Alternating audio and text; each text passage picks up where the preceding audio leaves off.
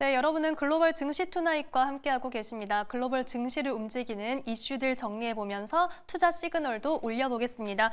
오늘은 타이거 인베스트 황윤석 대표와 함께합니다. 어서 오세요. 안녕하십니까? 네, 반갑습니다. 오늘의 이슈부터 바로 화면으로 확인해 보겠습니다. 첫 번째 이슈입니다. 엔캐리 청산 진정 대 대규모 추가 매물 출회 예정.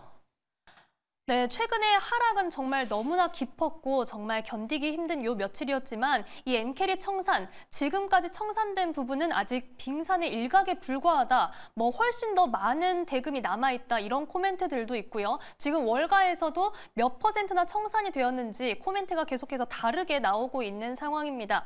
한편으로는 이걸로 끝이 날 수 있을까 싶은 우려가 계속해서 나오고 있는데요. 앞으로 이 시장에 대응하려면 엔캐리 청산과 관련해서 좀 어떤 지표나 시그널에 저희가 주목을 해야 될까요? 네, 지금 엔캐리 청산에 대해서는 사실 아무도 알 수 없어요. 어느 정도 그렇죠. 매물이 나왔는지도 알 수 네. 없고요.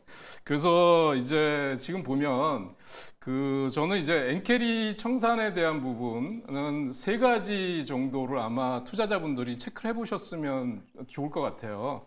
첫 번째는 엔달러 환율이 어떻게 움직이는지를 봐야 될 것 같아요. 그래서 만약에 엔캐리 청산 물량이 쏟아진다 그러면 엔화 강세가 지속적으로 나타날 겁니다. 그래서 네. 그 엔달러 환율 차트를 한번 먼저 보여주셨으면 좋겠는데요. 엔달러가 지금 어떻게 움직였냐면 160엔대에서 140엔대까지 떨어지고 있는데 향후 전망은 130엔대에도 갈 수 있다. 이렇게 나오고 있습니다. 그만큼 엔화 강세가 예상이 된다는 건데요. 그렇게 보이는데 지금 상황에서 오늘 보면 이제 그 엔달러는 우리 잘 안 와닿을 거예요. 아마 원엔으로 얘기하면 훨씬 더 이해하기 쉬우실 것 같은데, 네. 그러니까 850엔, 그러니까 엔화가 850원에서 950원까지 올랐거든요. 단기간에 한 100원 정도가 올랐습니다. 그러니까 엔화가 엄청나게 강세를 보인 건데 지금 937원까지 떨어지고 있고요. 오늘 제가 지금 스튜디오 들어오기 전에 보니까 146엔대 원달러 환율, 엔달러 환율을 보니까요. 147엔대까지 정도 나오고 있습니다. 그래서 이렇게 지금 엔화가 약세를 보이는 이유가 뭐냐? 그거를 따져봐야 되는데 좀 전에도 아마 말씀을 해주셨는데 BOJ 쪽에서 금리를 인상하면서 향후 추가 금리 인상 가능성을 열어놨거든요. 근데 이거를 부정을 했습니다. 이제 더 이상 올리지 않겠다. 네. 시장에 충격을 주지 않겠다라는 메시지를 보냈고요. 그러면서 엔화가 약세로 돌아섰다는 걸 말씀을 드릴 수 있겠고요. 또 한 가지는 월가의 공포지수라고 하는 빅스 지수를 한번 확인해 보실 필요가 있습니다. 그래서 빅스 지수 최근의 움직임 차트 한번 보여주셨으면 좋겠는데요. 빅스 지수가 37까지 급등했다가 지금 27, 26 정도까지 내려오는 움직임이 나타나는 걸 아마 보실 수가 있을 거예요. 그래서 이렇다 그러면 이게 앞으로 시장은 훨씬 더 안정을 찾아갈 수 있다는 걸 보셔야 될 것 같고요. 또 하나는 일본 증시 움직임을 보시는 게 좋습니다. 네. 일본은 철저하게 엔고에 대해서 시장이 예민하게 반응하는 시장이거든요. 그래서 여기 일본 증시 차트를 제가 이제 일봉 차트를 준비를 했는데 네. 한번 같이 보시죠. 그러니까 놀라운 게요. 여기서 지금 42,000까지 찍으면서 엔저 때, 그러니까 마이너스 금리 때 여기까지 급등을 했었거든요. 그리고 나서 금리 인상, BOJ가 금리 인상인데 이게 마이너스에서 제로 금리에서 0.25%를 올렸는데 지금 이렇게 급락한 거거든요. 그리고 나서 엔캐리 청산 얘기가 나올 때 이렇게 정말 엄청나게 하락을 하고 나서 이날 이제 뭐 12.4%가 폭락한 다음에 그 다음날 바로 10.23% 급등이 나왔습니다. 그리고 이제 오늘 마감된 일본 증시에서는 1.19% 상승이 나왔으니까 사실 여기 급락한 거는 다 회복을 했어요, 거의. 그렇죠. 네, 그래서 이제는 시장에 대해서 너무 그렇게 공포감을 가지실 필요는 없다라는 말씀을 드리고 싶습니다. 네, 아무래도 지금 일본은행에서도 금리 인상과 관련해서 조금 조심스러운 발언이 나오면서 어쨌든 시장을 1차적으로 진정시켜주는 역할을 했고 일본 증시 그리고 엔달러 환율을 봤을 때 너무 걱정할 필요는 없다라고 정리를 해주셨습니다. 그러면 이제 시장에 대해서 조금은 우려감을 덜 수 있는 가운데 최근 시장 이 주도주의 흐름을 좀 확인을 해보고 싶은데요. 이 하락장을 거치면서 주도주가 바뀌는 건지 네. 이런 궁금증이 들기도 하거든요. 그러니까 지금 AI 쪽이 아마 제일 궁금하실 거예요. 네. 그래서 지금 보면 나스닥 차트하고 제가 필라델피아 반도체 차트를 한번 보여드리려고 합니다. 나스닥 차트를 보면 역시 나스닥도 여기서 보면 신고가를 찍은 게 거의 18,000대를 넘어서 18,600대 정도에서 신고가를 찍었었거든요. 그리고 나서 지금 내려온 게 16,000대까지 내려왔으니까 단기간에 2,000포인트가 많이 하락을 하는 상태예요. 그리고 나서 지금 보면 여기서 급락할 때 이 급락에 가장 큰 타격을 입었던 게 AI 반도체 관련주들입니다. 그래서 오늘 지금 상승이 나오는데요. 지금 여기서 보면 개파락이 나온 다음에 상승이 나왔는데 이게 개파락 나오기 전까지 회복을 하기는 조금 시간이 필요해 보이고요. 지금 개파락 나온 다음에 한 절반 정도만 우선 회복을 하면서 이제 그 AI 반도체, 그러니까 빅테크 관련주들이 반등 시도를 한다면 저는 시장에는 크게 이제는 더 이상 뭐 더 쏟아질 악재는 없지 않나 이렇게 보고 있고요. 여기서 한번 또 필라델피아 반도체 차트를 한번 보도록 하겠습니다. 나스닥보다 훨씬 더 많이 하락한 걸 아마 보실 수가 있을 거예요. 여기 보면 하락폭이 정말 45도 각도로 급락을 했었습니다. 그래서 이 AI 고점론 있잖아요. 그래서 너무 고평가돼 있다. 그 다음에 AI가 물론 앞으로 성장성이 높은 건 알 수 있겠는데 문제는 실적이 안 나온다라는 거, 너무 고평가돼 있다 이런 얘기가 나오면서 하락폭이 커졌는데 오늘은 지금 보면 3% 넘게 상승이 나오고 있습니다. 그래서 약간의 갭 상승까지 강한 상승이 나오고 있어요. 그래서 저는 지금 그 엔비디아 실적 발표가 8월 28일로 예정이 돼 있는데요. 그 터닝 포인트가 마련이 될 거라고 생각이 되고요. 그다음에 지금 그 일본 은행 BOJ가 엔화 그러니까 금리를 0.25% 정도만 올렸는데 지금 엔캐리 청산으로 해서 전 세계 증시가 그 공포, 아래 공포라 그래서 급락하는 양상이 나타났는데 저는 이건 과민 반응이라고 생각합니다. 근데 지금 빅테크 관련주들 실적이 발표되고 있는데 그 실적 리스크가 이제 사실은 거의 마감이 되고 있어요. 그래서 지금은 저는 뭐 엔비디아 같은 경우는 지금 목표가 막 $200를 얘기하는 데가 많은데 지금 사실 어제 장에서는 $100가 깨졌었거든요. 네, 그렇죠. 예, 그래서 그런 것도 제가 한번 보여드리려고 하는데 이제는 겁먹으실 필요 없다 저는 생각됩니다. 실적이 좋은 기업들 같은 경우는 저는 지금 저점 매수 들어가셔야 된다고 생각하는데요. 엔비디아 차트를 한번 보여드리면서 설명하려고 합니다. 그러니까 엔비디아가 지금 악재가 나왔는데요. 블랙웰 출시 지연 뭐 이런 문제도 나왔고 또 엔비디아뿐만이 아니라 지금 애플이라든지 구글 그다음에 뭐 이런 알파벳 이런 종목들이 그 항상 실적 발표 즈음에서 나오는 게 반독점 제소가 나오거든요. 네. 법원에 제소가 됐다. 그렇죠. 그래서 이거는 항상 주기적으로 나오는 겁니다. 그래서 왜 그런가 하면 지금 이런 그 빅테크 M7 이런 쪽이 시장을 독점하고 있거든요. 그래서 그 독점에 대한 폐해를 이제 경계하려고 하는 건데 지금 보면 여기 한번 볼게요. 지금 엔비디아 차트를 보면 $140 고점 찍고 나서요. $120 그래서 제가 지난번에 $110 정도가 저점이 아닐까라고 했는데 진짜 그 극한의 공포였어요. 아마 보유하고 계신 분들은 $100가 깨지는 걸 보고 투매를 해야 되나라고 생각하실지 모르겠는데 지금 고점에서 빅테크나 M7 갖고 계신 분들이 10%대 이게 두 자릿수 정도의 손실을 기록하고 있는 거는 저는 크게 우려하실 필요는 없다고 생각이 되고요. 일부 종목에 대해서는 지금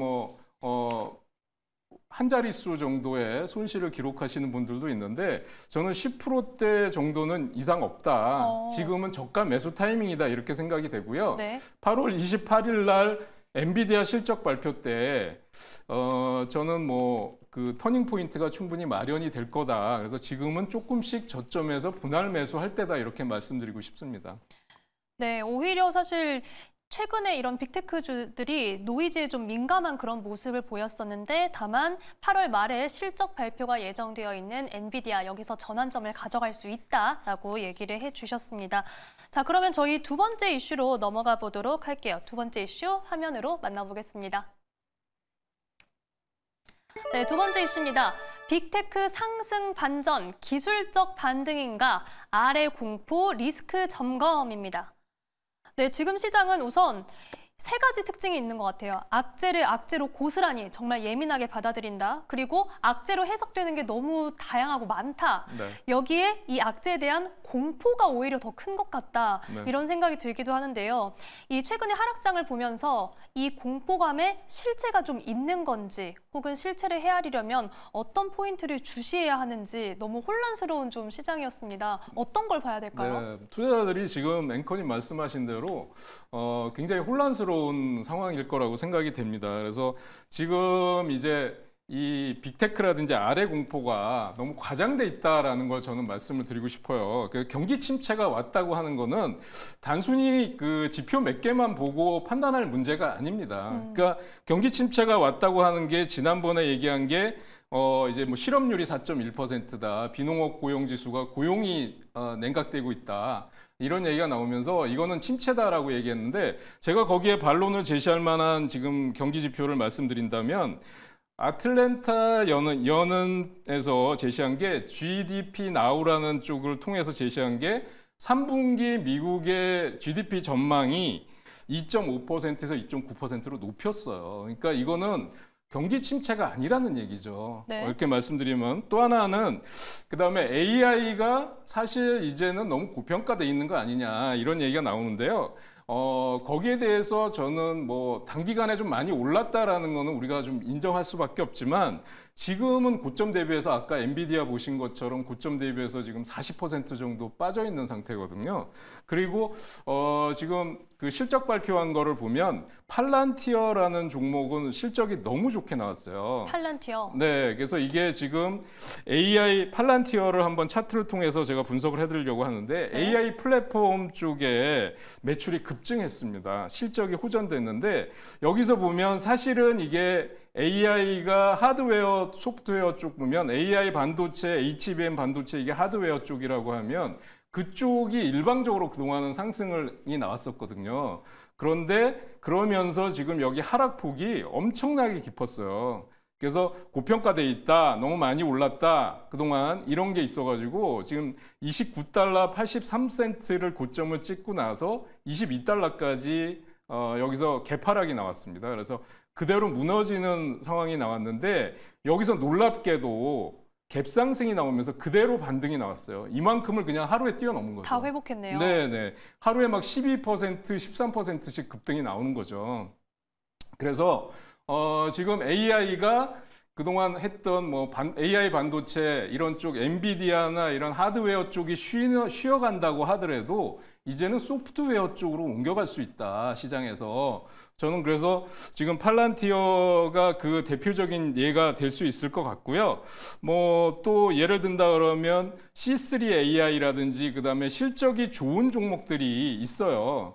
여기서 제가 대안으로 제시하는 종목들을 보면 C3AI도 보면 지금 고점 대비해서 많이 빠져 있고 여기 보면 지금 그때 엔캐리 청산하면서 중소형주들은 훨씬 더 많이 빠졌거든요. 네. M7보다는. 근데 여기서 반등이 나와주고 있습니다. 그 밖에 어도비라는 종목들도 있고요. 그래서 이게 지금 AI 반도체 쪽에 하드웨어가 쉬어간다 그러면 이제는 소프트웨어 쪽 중소형주도 한번 공략해 볼 수 있는 좋은 타이밍이 아닌가. 저는 그렇게 판단하고 있습니다. 네, 이 AI 관련해서는 아무래도 팔란티어를 통해서 지금 하드웨어 쪽에서 이제는 이런 시세가 나오는 모습이 소프트웨어 쪽으로도 넘어갈 수 있다라고 얘기를 해주시면서 C3AI와 어도비까지도 확인을 해보자라고 말씀을 해주셨습니다. 자, 이렇게 미국 시장에 대한 내용을 봤다면 사실 세계적으로도 리스크가 다양하게 있고 또 원자재도 우리가 확인을 해야 되는 부분이 있습니다. 지금 중동 리스크 관련해서는 어떤 점을 좀 집중해서 봐야 될까요? 그러니까 중동전은 사실 이제 미국 대선도 11월 5일 대선이 예정돼 있고요. 네. 중동의 어느 나라도 사실 전면전으로 가는 건 원치 않을 거예요. 그렇죠. 그러니까 이스라엘에 대해서 보복 공격을 하겠다라는 게 이란의 거이고요. 이란 또 이스라엘 입장에서는 우리는 가만히 있지 않겠다, 대응하겠다라는 건데요. 우리가 그동안 보면 이런 전쟁이 러시아 우크라이나 전쟁 때를 예를 들어 보더라도 지금 저는 이게 시장의 이 중동전 때문에 시장이 급락할 요인은 크지 않다고 보고요. 다만 중동전이 나왔을 때 우리가 체크해 봐야 될 것은 유가하고 원달러 환율이다. 그다음에 엔화 강세가 지금 좀 쉬어가다 보니까 달러 강세가 나타나고 있어요. 오늘도 보니까 원달러 환율이 1375원까지 강한 흐름을 보여주고 있더라고요. 그래서 중동 전쟁이 만약에 지금 뭐 이스라엘 명절인 12일 날 뭐 대대적으로 공습을 하겠다라고 뭐 예상을 하고 있는데 만약에 그렇게 나온다 그러면 유가라든지 환율 쪽의 움직임이 나타날 것이지 시장이 또 한 번 급락하는 그런 충격은 오지 않을 거다. 저는 그렇게 보고 있습니다. 그래서 그 점에 대해서는 너무 그렇게 우려하실 필요는 없을 것 같고요. 다만 제가 그동안 계속 강조해 드립니다만 찬스가 올 때를 대비해서 100% 주식으로 갖고 있는 거는 바람직하지 않거든요. 예, 그래서 뭐 현금 비중을 어느 정도 일정하게 가져가실 필요가 있고요. 특히 이제 시장이 회복하면 M7이나 빅테크가 더 많이 올라갈 거기 때문에 그런 쪽에 아까 보신 낙폭 과대주들 쪽을 분할 매수로 대응할 수 있는 좋은 찬스다 그렇게 생각하고 있습니다. 그래서 뭐 테슬라라든지 애플이라든지 애플은 지금 뭐 아이폰 16 얘기가 나오고 있는데 뭐 슬라이딩 폰 얘기도 나오고 있어요. 그래서 네. 그게 과연 가능할까라는 것도 좀 의문이긴 한데요. 궁금하죠. 예, 그래서 저는 뭐 이런 것들이 지금 소위 말하는 이제 반독점 규제로 인한 단기 하락이 좋은 매수 찬스가 될 수 있다라는 생각이 되고요. 이제 엔비디아를 끝으로 해서 거의 이제 실적은 마감이 되는 부분이니까 이제는 뭐 엔캐리 때문에 매물을 걱정하고 이렇게 추가 하락 우려 때문에 지금 뭐 몸을 사리실 필요는 없을 것 같다 이렇게 말씀드리고 싶습니다. 네, 말씀해 주신 내용 정리를 해보면 어쨌든 중동 리스크는 너무나 크게 우려할 부분은 아니다. 다만 원자재 그리고 원달러 환율에 대한 부분은 체크를 해야 된다라고 짚어주셨고요. 그리고 시장이 회복을 하게 되면은 M7을 비롯해서 빅테크가 먼저 갈 것이기 때문에 이 부분에 대해서는 분할 매수도 가능한 구간이다라고 얘기를 해주셨습니다. 사실 시장에 여러 리스크들이 있고 이 리스크를 계속해서 실체를 확인하는 과정에서 이런 이야기 말고 이제는 좀 상승 모멘텀이나 어떤 전환점을 기다리고 있다, 좀 빨리 듣고 싶다 이런 마음이 들기도 하는데 9월에 빅컷이 단행된다면 네. 확실히 증시에 좀 다른 바람을 불 수 있습니까? 근데 저는 좀 금리 인하에 대해서 사실은 좀 반신반의하고 있어요. 왜 그러냐면 그러니까 연준 입장에서는 만약에 빅컷을 9월 달에 할 수밖에 없다 이러면 사실 스스로 그동안의 금리 정책이 잘못됐다는 걸 인정할 수밖에 없는 그렇죠. 얘기고요. 네. 그다음에 또 대선을 앞둔 시점에서 그렇게 무리하게 금리를 빅컷을 할 수 있을까? 지금 뭐 얘기는 0.75까지도 내려야 된다 하는 얘기까지도 시장의 일부에서 나오고 있는데요. 자이언트네요. 네, 저는 그렇게 보지는 않습니다. 그리고 사실 투자자들이 진짜 조심해야 될 거는 금리를 인하해도 시장에 약발이 안 먹히는 때 있잖아요. 그게 가장 큰 리스크라고 생각이 돼요. 그러니까 이게 금리를 인하하면 바로바로 시장에서 효과가 나타나는 게 아니거든요. 네. 그리고 지금 경기 침체라는 게 아까 보신 것처럼 그 지표 몇 개 때문에 갑자기 경기 침체가 나타나는 게 아니라 경기 침체 어두운 그림자는 서서히 조금씩 나타나는 거거든요. 우리가 느낄 수 없을 정도로 그러다가 어느 순간에 갑자기 보면 온통 다 디플레 상태가 되고 소비와 지출이 다 감소하고 실적이 떨어지면서 이런 디플레 공포가 나오는 건데 저는 지금 상태는 아직 그 정도는 아니다라고 보고 있어요. 그래서 9월 달에 금리 인하를 한다 그러면 저는 하면 0.25%라고 생각하고요.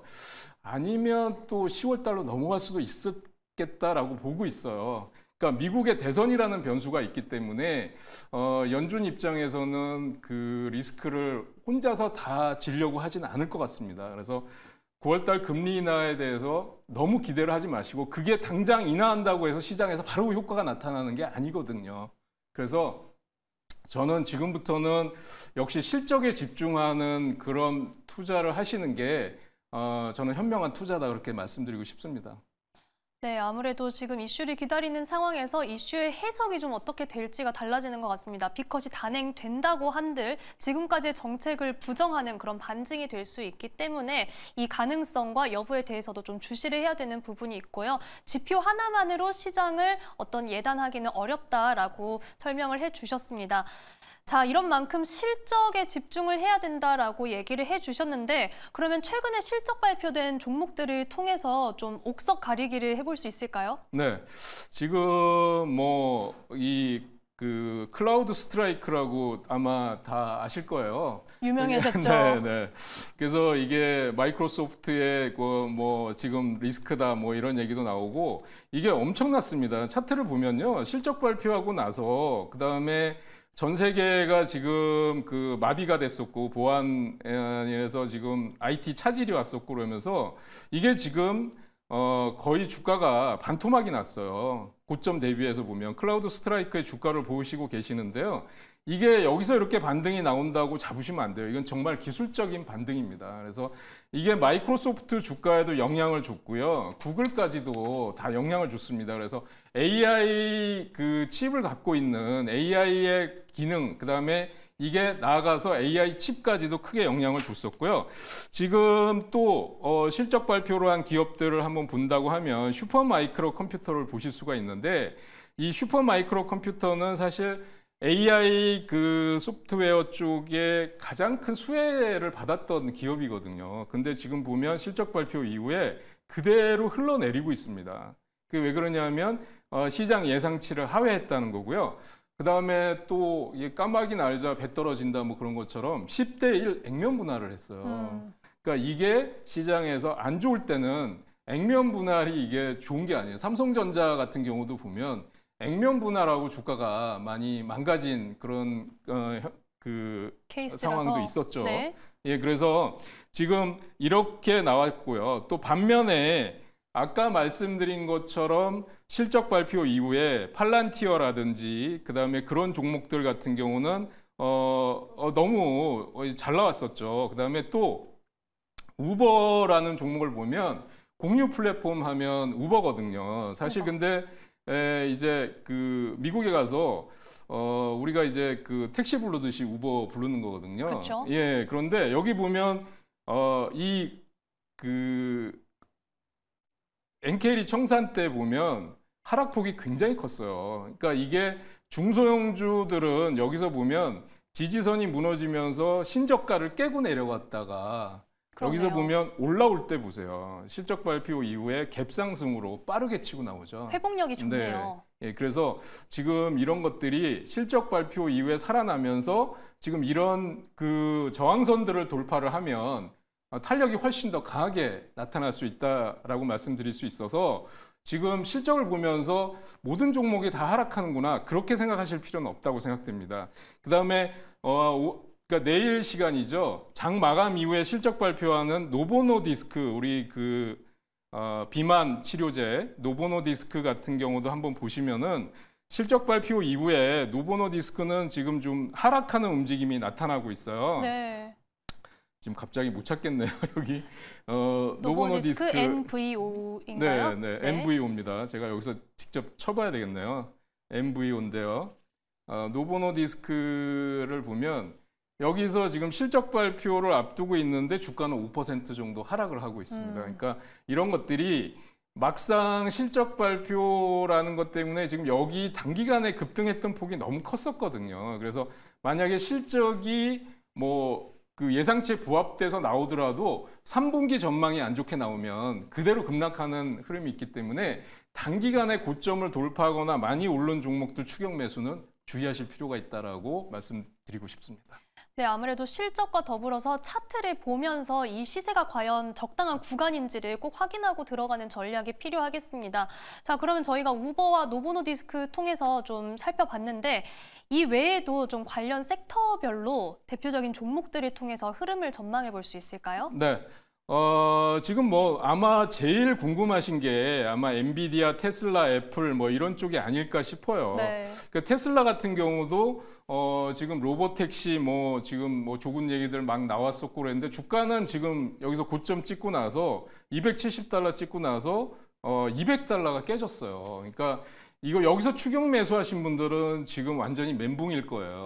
뭐 단기간에 하락폭이 너무 크니까. 근데 이렇게 하락한 이유가 뭐냐라고 보면 중국에서 대규모 리콜 했다는 얘기가 나왔다는 거죠. 네. 그래서 그리고 최근에 보면 우리나라에서 모 아파트 지하에서 전기차가 폭발해서 화재가 나면서 그 배터리를 중국산 배터리를 쓴 뭐 벤츠 얘기도 나오고요. 그러니까 지금 이 전기차 쪽의 문제는 화재, 그다음에 자율주행 쪽에서의 사고, 뭐 인명사고라든지 특히 이런 것들이 큰 악재가 될 수 있습니다. 근데 지금 테슬라의 경우는 저는 뭐 모든 악재가 다 나왔다고 생각하고요. 지금 뭐 매도하는 건 의미가 없습니다.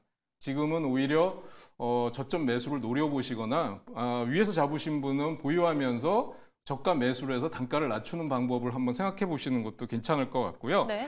그다음에 애플을 보면 애플은 지금 여러 가지 얘기들이 많이 나왔습니다. 워렌 버핏이 뭐 50% 정도 팔았다 이런 것 때문에 급락을 했고요. 지금 237달러 여기 고점을 찍고 나서 지금 200달러가 깨졌었죠. 그리고 나서 다시 213달러인데 지금 애플에 대해서는 지금 CT에서 목표가를 255달러까지 올렸는데 저는 지금 여기서 보면 개파락해서 급락한 다음에 굉장히 강하게 치고 나가는 걸 아마 차트상으로 보실 거예요. 근데 여기서 거래량이 실려주면서 확실하게 움직임이 나와야 되고요. 220달러 선에서는 아마 저항이 부딪힐 것 같아요. 그래서 추격 매수는 하지 않으시는 게 좋겠다. 다만 밑에서만 잡으시고 220달러 저항선을 넘어가는지는 확인해 보시면서 대응하실 필요가 있겠다. 이렇게 말씀드리고 싶습니다.